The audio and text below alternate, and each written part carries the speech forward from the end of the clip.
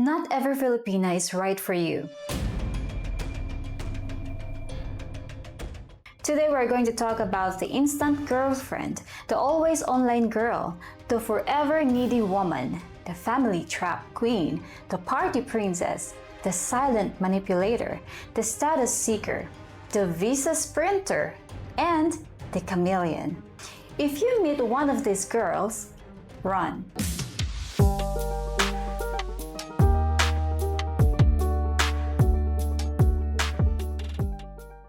Some women will bring peace into your life, softness, loyalty, a home that feels like a deep breath of fresh air. Others will lead you down a road that ends in confusion, debt, 1,000 little disappointments that you never saw coming. Hello everybody, I'm Chrissy, co-author of the #1 best-selling book on Amazon, Fly Me to the Philippines. For months, it held the top spot in Philippines travel because Rob and I don't do fantasy. We do truth.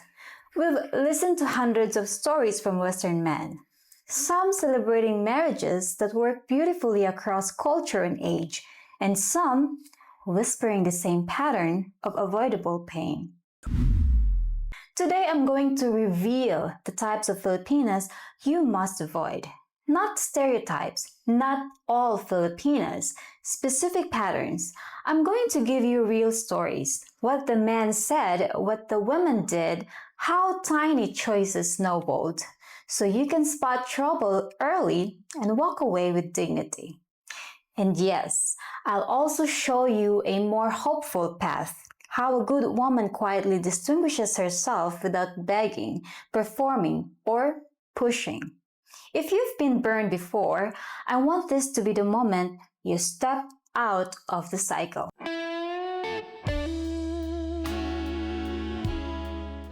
Let's talk about the instant girlfriend. She arrives fast, faster than you can think. On day 2, she will say, I love you. On day 3, she will say, you're my destiny. And day 4, she will talk about pet names, future plans, and a profile picture that suddenly includes you. I spoke to a man from Texas who told me, Chrissy, I thought I hit the jackpot. She married everything I liked. Jazz, hiking, Sunday mornings, even my favorite coffee. She said yes to everything. For a while, the dopamine felt holy. He thought speed was sincerity. Then, the request started. Her cousin's data plan, a lost phone, a landlord who suddenly demanded a double deposit. He paid everything. Each yes seemed to fix the relationship for another week. The truth? The instant girlfriend is not in love with you. She's in love with the escape. A fast yes from you is a ladder out of her current life. And ladders break as soon as the wind changes. Here's the quiet tell. She's perfect before she's personal. She matches your taste before she knows your story. She promises results before either of you has done any work. And when you apply friction, a polite, not yet, her adoration flickers. She doesn't get angry. She gets absent. Good love builds like sunrise. It brightens, it warms, it keeps showing up. When it erupts like fireworks on day 3, it burns out by day 7, and you're left in there in the smoke.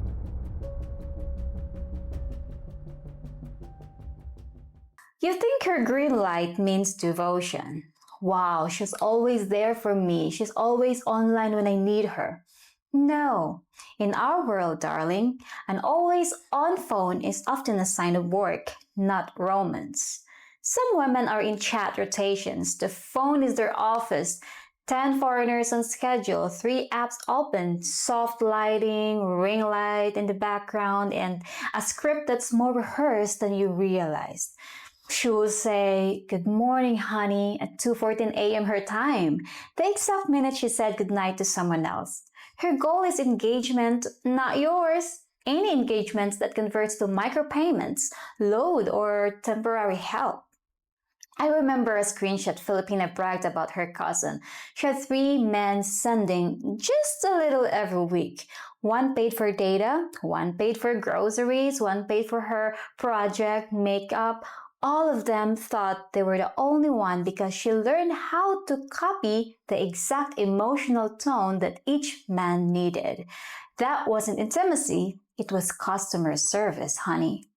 Watch the timestamps. Real woman with a life sleeps. She works. She has offline moments. She doesn't magically appear at any hour you're lonely. She's not an algorithm. She's a person. And if she seems algorithmically available, she's probably more entrepreneur than girlfriend. And you're not the CEO.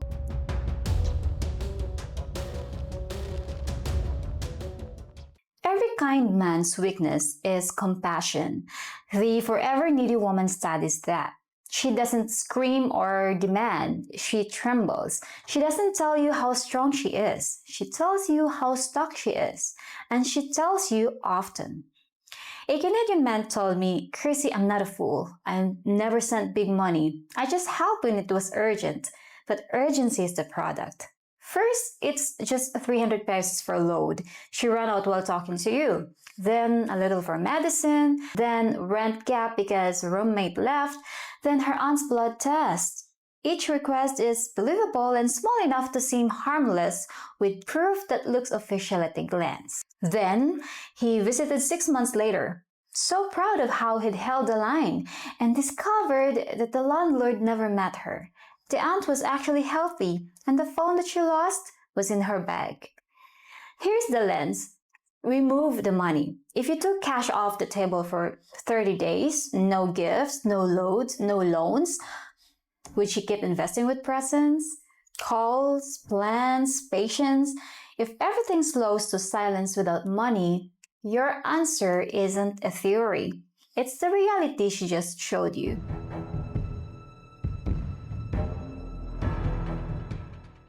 I love Filipino family culture. Real families wrap you in rice, laughter, and noisy kindness. They brag about you. They watch your face while you try that sinigang that is a little too sour, and they cheer when you smile. That's home. But there's another pattern, the family trap queen. She introduces you warmly on day 1, and on day 2, the house becomes a bank branch. It will start with respect. Some niece or nephew will come to you and say, Tito, can you share a little for school fees? Framed as your honor. A motorcycle repair that's just a shiny upgrade. A cousin who suddenly needs a loan that never comes back. She isn't merely asking. She's managing you. Each yes registers with a clan as your role, and roles are hard to escape. The tells are subtle. She volunteers your generosity without asking you. She tells the relatives that you will do it before you've agreed. She frames your boundaries as embarrassing to her. That's not love. That's leverage. Contrast that with a good woman. She translates family culture for you. She buffers, not brokers. She asks privately, what do you think about this? Are you comfortable with this? She protects your no with grace. And when you do help, she guides it toward real needs that end, not an appetite that expands.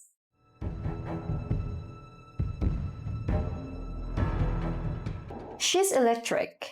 Rooftop bars, infinity pools, friends who materialize from nowhere with perfect lighting and long legs. You feel 20 years younger. The playlist slaps, your Visa card suffers. A man in Makati told me once, I thought I was just catching up on the youth I missed. But a party princess doesn't want a partner, she wants a sponsor. Her calendar is performance. Where you take her is who she is this week. When you say, let's cook at home, her face falls like you locked a cage. Watch what happens when the music stops. On a quiet Tuesday, does she want to build anything? A routine, a recipe, a plan, cuddling, or does she treat stillness like punishment? There's a beautiful version of this woman. She loves fun, but stewards fun. She can dance on Saturday and budget on Sunday. She wants you, not your limit. You'll know the difference because the good one smiles the same in tricycle light as she does in neon.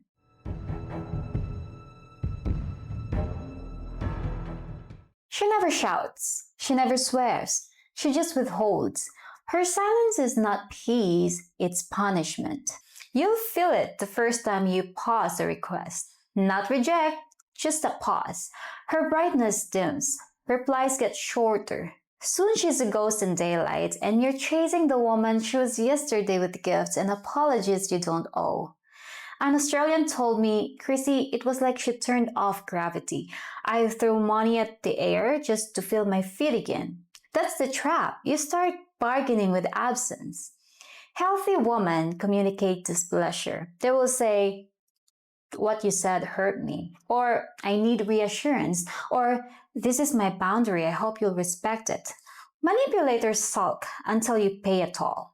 If your connection keeps resetting only when you spend, you're not in love, you're in a system.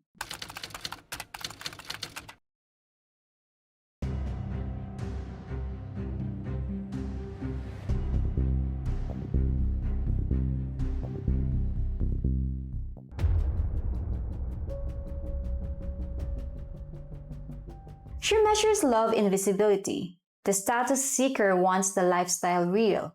Couple selfies, my foreigner captions, hotel lobbies that look like in Dubai even if they're in Davao. She's not evil. She's hungry for image. Your value rises and falls with her likes. Listen for this script. Buy me the bag. It's not expensive. Let's go to the resort. Everyone is going to. If you suggest a simple day, local food, a walk, time with her grandparents, she's bored. Her romance is audience dependent. I watch a woman change boyfriends like outfits because each man stopped fitting her highlight reel. The moment the second month looked like real life, she started auditioning a replacement. She wasn't cruel. She was performing survival in a culture of comparison. The good countertype is easy to spot. She takes pictures for memory, not marketing. Her favorite moments are unglamorous. Your hand on a plastic chair, her head on your shoulder during a brownout. She can enjoy status without needing it to define her.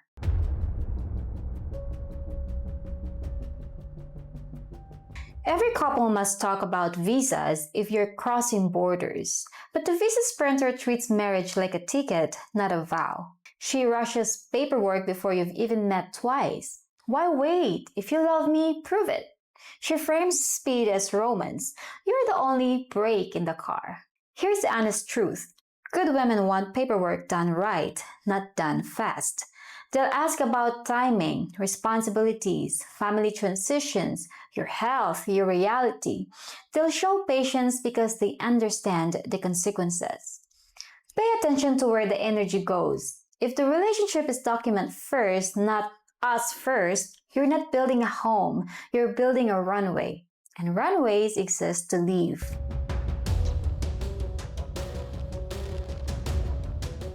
This is the most dangerous type because she is everyone. She becomes who you're dreaming of. If you love adventure, she is fearless. If you love modesty, she is quiet. She studies you like homework and then she performs. A man told me, Chrissy, I mirrored my mirror. The day after the wedding, the mirror cracked. The opinions appeared. The schedule changed. The phone got secretive. He realized he mirrored a strategy. How do you protect yourself? Create conditions where performance fails. Change the tempo. Ask for time apart each day. Choose plans she didn't script. Watch whether her warmth survives surprise. Real women adapt with personhood. Chameleons adapt with mass changes. Fast, frictionless, and oddly empty. So there they are. I'm not referring to all Filipinas, just the type of Filipina that trap good men. Always online girl, the instant girlfriend, the forever needy woman, the family trap queen, the party princess, the silent manipulator, the status seeker, the visa sprinter, and the most dangerous of all, the chameleon. If your heart recognized even one of these patterns, pause, take a breath. You are allowed to want love and refuse a performance. If you want the fuller map, our book Fly Me to the Philippines is linked below. And if you want eyes on a real situation before you wire money or book a flight, book a private consultation or Chrissy's open source social media review. Will help you spotting BS pattern and help you succeed here in the Philippines. Once again, this is Chrissy. I'm rooting for you and always remember, fly smart to fly with confidence. Only here from Fly Me to the Philippines.